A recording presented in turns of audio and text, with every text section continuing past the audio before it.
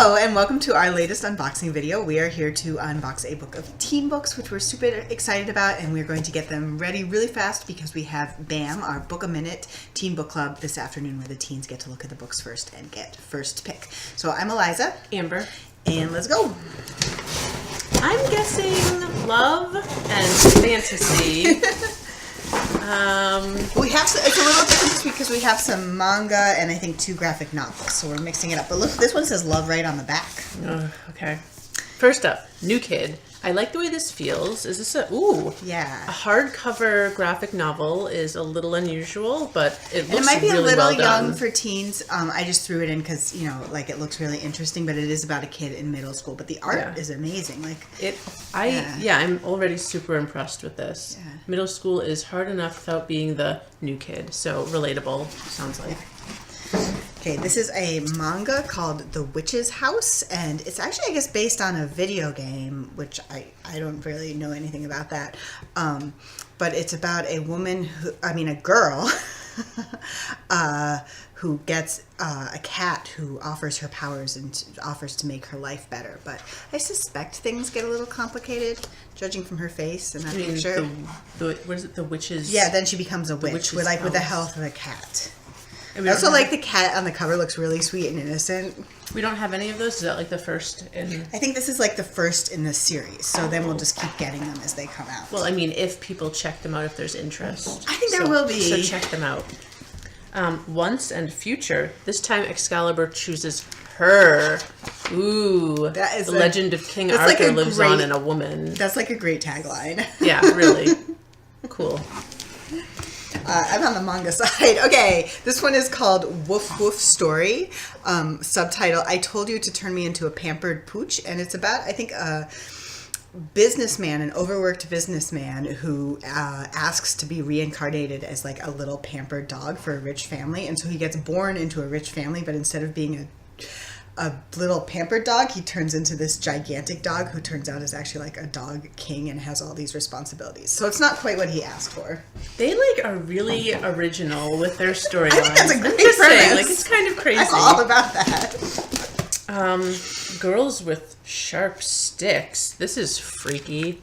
Some of the prettiest flowers have the sharpest thorns. So there's an academy where there are some girls and their existence is carefully controlled. And we know what happens when girls are controlled. They want to not be controlled anymore. So it's supposed to be a drama.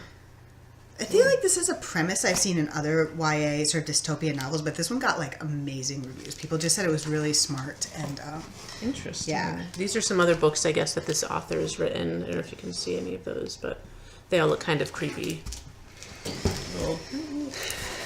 The Last Voyage of Blythe, and this is by the author of the Matched trilogy, the duper popular Matched trilogy that was popular for a really long time. And this is about kind of sounds like just like the title, The Last Voyage. So she's a 17-year-old captain of a mining ship who wants revenge against these river raiders, but then she realizes there might be a traitor among her crew. So like a piratey, something or other. Here, I'll take this one, I guess. Ooh.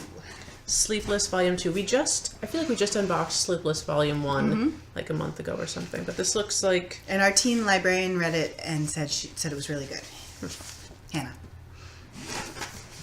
So now we have number 2.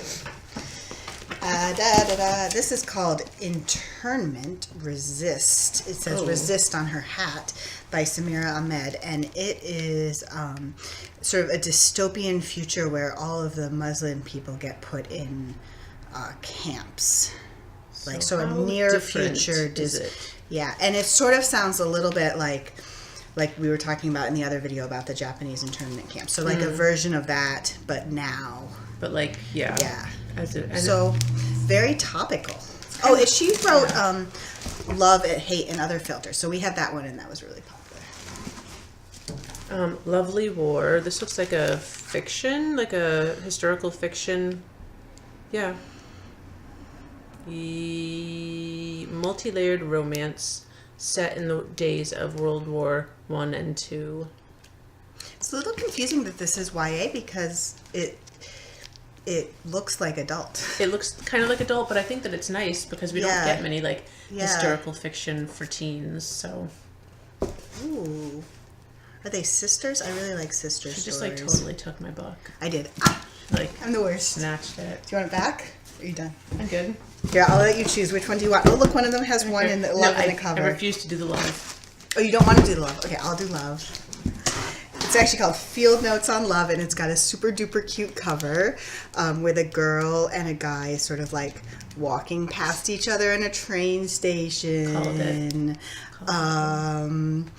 Oh, I think I just remembered the premise of this one. This is another one that has a really great premise, which is basically that a guy, I think a British guy and his girlfriend are planning to go on a cross-country train trip across America, and they buy tickets, and then she breaks up with him, and the tickets are under her name, and they're non-transferable, so he, posts an ad. Oh, this sounds like it was based on something that actually happened. Oh, really? Yeah. He posts an ad for someone of the same name to go on a trip with him. There was something in the news, I don't know, a couple years ago, where that happened to a guy, but I think it was plane tickets or something, to go fly somewhere, and he ended up having to post under someone's name, and he found someone and they ended up hitting it off, I guess. So cute. Kind of funny.